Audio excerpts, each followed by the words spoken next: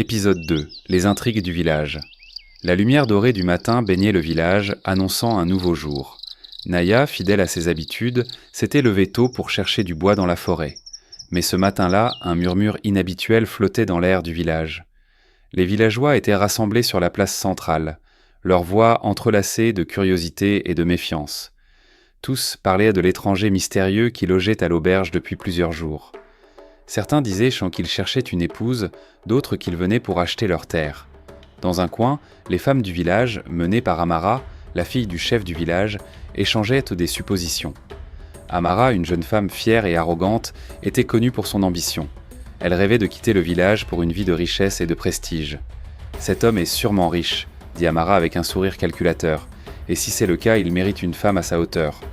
Pas une simple paysanne comme Naya. » Les autres femmes éclatèrent de rire, mais leurs rires s'arrêtèrent brusquement lorsque le prince Sorian passa près d'elle, toujours vêtu de ses habits simples. Pendant ce temps, dans la forêt, Naya s'affairait à ramasser des brindilles lorsqu'elle sentit qu'elle n'était pas seule.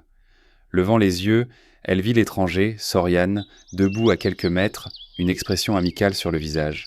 « Vous encore » s'étonna-t-elle en souriant timidement. « Je ne pouvais pas m'empêcher de revenir, » répondit-il. « Ce village a quelque chose de spécial.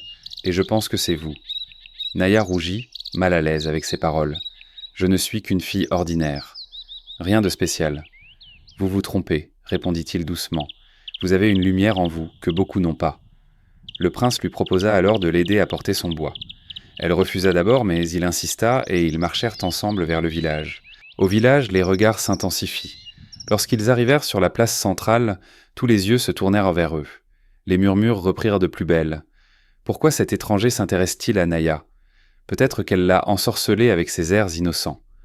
Amara, furieuse de voir l'homme qu'elle convoitait marcher aux côtés de Naya, s'approcha, affichant un sourire forcé. « Bonjour, noble voyageur.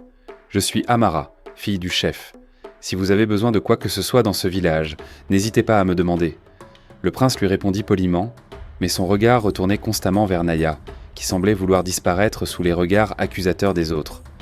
« Votre village est vraiment charmant, » dit-il, ignorant les insinuations d'Amara. « Et ses habitants encore plus. » Le soir, alors que Naya rentrait chez elle, sa grand-mère inquiète l'attendait à la porte. « Naya, que se passe-t-il ? Pourquoi tout le village parle-t-il de toi et de cet étranger ?» Naya baissa la tête. « Mamie, je ne sais pas. Il est juste gentil. Je ne pense pas qu'il soit comme les autres. » La grand-mère la fixa longuement avant de murmurer « Fais attention, mon enfant. Les hommes riches ne s'intéressent pas aux filles comme nous sans raison. Cela pourrait être une bénédiction ou une malédiction. » Pendant ce temps, au loin, dans l'auberge, Sorian écrivait une lettre à son père, le roi, lui décrivant sa découverte. « Père, j'ai trouvé une perle rare dans ce village. Mais pour l'approcher, je devrais me confronter à des préjugés et des obstacles. Ce sera mon premier défi en tant que futur roi. » Ainsi se terminait le 2e épisode, laissant planer une tension entre le monde simple de Naya et celui, complexe et imprévisible, du prince.